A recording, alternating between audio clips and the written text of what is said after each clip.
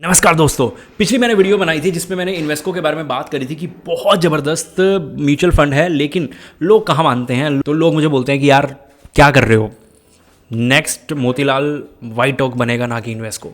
तो हमने भी नज़र मारी वाइट ओक के ऊपर और देखा कि किस तरह से ये कितना कंसिस्टेंट रहा है। वो देख लेते हैं, ठीक है। और मेरा सबसे पहला सवाल होता है कि लास्ट 5 ईयर्स में क्या परफॉर्मेंस रहा है, ठीक है। तो अब यहाँ पे भी क्या सवाल रहेगा, लास्ट 5 ईयर्स में कितना कंसिस्टेंट रहा है, बेस्ट परफॉर्मेंसेस कौन सी रही हैं, लास्ट क्वार्टर में क्या रहा है, पोर्टफोलियो कैसा है, और कंपेयर करेंगे कुछ टॉप के mutual fund mid cap category में। तो बिना टाइम वेस्ट करे एक शीट पे देखते हैं और चेक करते हैं। देखो, इस तरह के हिडन जेम्स ना नॉर्मली अभी नए म्यूचुअल फंड हैं तो हम नहीं करते, लेकिन बहुत सारे ऐसे हिडन जेम्स हैं जो हम अपने क्लाइंट्स को देते रहते हैं। या हमने जैसे माइक्रो कैप ऐड किया था, माइक्रो कैप ने बहुत ज़बरदस्त रिटर्न्स दिए। और हमने और भी म्यूचुअल फंड ऐसे ऐड किए थे। स्टार्टिंग में हमने एसबीआई कॉन्ट्रा ऐड किया था, उससे बड़ा म्यूचुअल फंड, मतलब उससे ज़्यादा कंसिस्टेंट म्यूचुअल फंड कोई रहा ही नहीं। तो ये सिर्फ मैं बात कर रहा हूँ जो थोड़े से फेमस फंड हैं। कुछ ऐसे म्यूचुअल फंड्स भी होते हैं जो नॉर्मली लोग नहीं बाय करते या इग्नोर मारते हैं, और फिर जब उनके अंदर से रैली निकल जाती है तो वो फिर उसको बाय करते हैं। जैसे कि अगर मैं गोल्ड की बात करूँ तो 2023 में हमारे क्लाइंट्स ने बाय किया, और अब कई लोग सेल भी कर रहे हैं। लेकिन बहुत सारे क्लाइंट्स नहीं बोलूँगा, बहुत सारे रिटेल इन्वेस्टर हैं जो मुझे बोलते हैं सर हमें गोल्ड लेना है या हम गोल्ड ले लें 2025 में, जब अब रैली निकल गई है। 2025 के शुरू में भी ले लेते तो समझ आता है।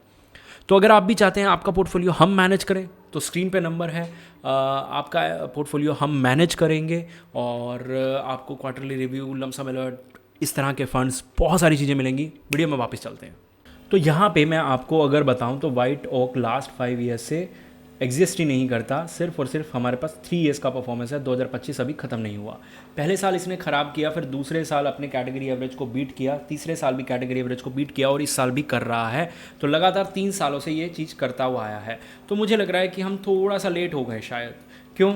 लेकिन क्या सच में लेट हो गए? लास्ट क्वार्टर में तो इसने बहुत ज़बरदस्त दिया। अब ये क्या है, लास्ट 1 ईयर में 5.2, लेकिन लास्ट 6 मंथ में ना अब लोगों की प्रॉब्लम पता क्या रहती है, कोई नहीं देखता लॉन्ग रन में क्या कर रहे हैं। लॉन्ग रन का एन है नॉट अवेलेबल, का 5 ईयर्स का डेटा ही नहीं है। उसको आप बोल रहे हो कि वो बहुत ज़बरदस्त करेगा, और जब वो ऑलरेडी 2-2.5 साल से कर चुका है। क्योंकि अगर मेरे पास इसके पास पहले का परफॉर्मेंस होता और हम इसको पकड़ लेते तो शायद ये 2-2.5 साल का हम परफॉर्मेंस ले लेते।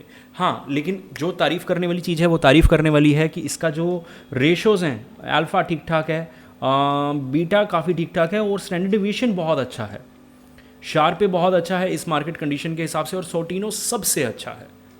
तो इसलिए मुझे थोड़ा सा, मतलब मैं लिटरली वीडियो ही नहीं बनाता अगर मुझे इस तरह के रेशोज़ ना देखने को मिलते, लेकिन मुझे इस तरह के रेशो देखने को मिले ताकि, और मैं इसी हिसाब से वीडियो को आगे बढ़ाना चाहूँगा कि सभी चीज़ें नेगेटिव नहीं है, काफ़ी कुछ पॉजिटिव भी है। आपने गलती करी है हमेशा, रैंकिंग देख के हमेशा आपने गलती करी है, लेकिन इस बार शायद रैंकिंग देख के आपने उतनी बड़ी गलती भी नहीं करी है। फाइनेंशियल और हेल्थ केयर की मैं बात करूं, कैपिटल गुड की बात करूं, तो ये टॉप के इसके 3 सेक्टर हैं। फिर से वही प्रॉब्लम होती है जो मुझे मोतीलाल में देखने को नहीं मिलती, कि मुझे फाइनेंशियल सेक्टर टॉप 3 में नहीं मिलता। और आप कहोगे कि ये अच्छी बात कैसे है। जो लोग नए हैं चैनल पे उनको बता दूं कि जब आप पोर्टफोलियो बनाते हो तो आपके पोर्टफोलियो में 20 से 30% फाइनेंशियल सेक्टर वैसे भी आ जाता है। तो अगर मिड कैप में, स्मॉल कैप में, मल्टी कैप में, फ्लेक्सी कैप में, सब में होगा तो ये पोर्शन 40% तक पहुंच जाएगा। अब प्रॉब्लम उस 40 की नहीं है, प्रॉब्लम ये है कि जो बाकी बचे हुए 60 होंगे उसमें आप वो सभी सेक्टर्स नहीं ले पाओगे जिनकी शायद हमें ज़रूरत है। और हमारा पूरा का पूरा नेक्स्ट 10 ईयर्स, 12 ईयर्स, 15 ईयर्स सारा का सारा डिपेंड करेगा कि फाइनेंशियल सेक्टर कैसा करता है। और फाइनेंशियल सेक्टर में कोई भी प्रॉब्लम होती है तो हमारा पोर्टफोलियो बहुत बड़ा हिट ले लेगा। ये एक मेजर रिस्क रहता है इस तरह के पोर्टफोलियोज़ के साथ और इस तरह के म्यूचुअल फंड्स के साथ। तो ये एक छोटी सी प्रॉब्लम मुझे लगी, और ये प्रॉब्लम आपको हर दूसरे म्यूचुअल फंड के साथ मिल जाएगी, तो मैं नहीं बोलूँगा कि उतनी बड़ी प्रॉब्लम है। ठीक है, लास्ट 6 मंथ में कैटेगरी एवरेज से ऑलमोस्ट डबल रिटर्न्स दिए हैं, जो कि बहुत अच्छी बात है। लेकिन ये चीज़ ध्यान रखो कि ये 3 और 4 महीने का परफॉर्मेंस है जिसके बेस पे आप जज कर रहे हो, बहुत तगड़े वाला जज कर रहे हो। 71% मिड कैप, 7% लार्ज कैप और स्मॉल कैप का इसने पोर्शन लिया है। ये बहुत कम देखने को मिलता है, क्योंकि जो ये 29% बचता है तो ये क्या करते हैं, जैसे 7% डेट ले लिया, अब 21 नहीं, सॉरी, ये आप छोड़ दो इसको। यहाँ पे 96% इक्विटी है और जिसमें से 71 ये ले लिया। उसके बाद हमारे पास जो 29 बचा उसमें से 4% आप लगा लो कि डेट में चला गया या अदर्स में चला गया। बाकी जो हमारे पास बचा वो मेनली लार्ज कैप में डाल देते हैं मिड कैप के फंड मैनेजर, लेकिन इन्होंने स्मॉल कैप में डाला। तो क्या ये पोर्टफोलियो को बूस्ट कर रहा है?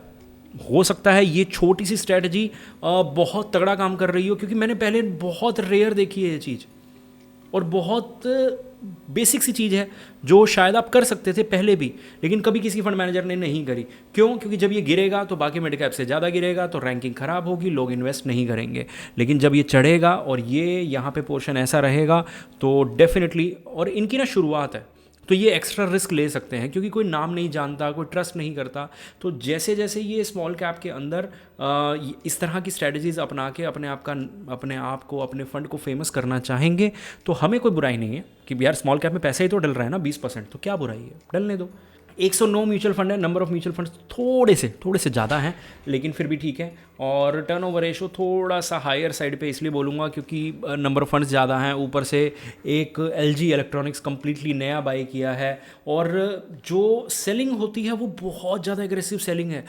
5 म्यूचुअल फंड लगा मतलब पूरे के पूरे बाहर कर दिए। ये देखो LIC housing, L&T finance, computer age, the Indian hotels, trend, सबको बाहर का रास्ता दिखाया और जीरो कर दिया अपने पोर्टफोलियो में।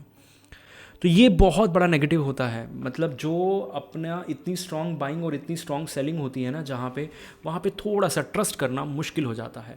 तो ये फ़ंड अगर मैं वीडियो को ख़त्म करूँ, समराइज़ करूँ, तो ये फ़ंड 60-40 वाली रेंज में है कि 60 मैं चाहूँगा बाय करूँ, 40 में चाहूँगा नहीं बाय करूँ।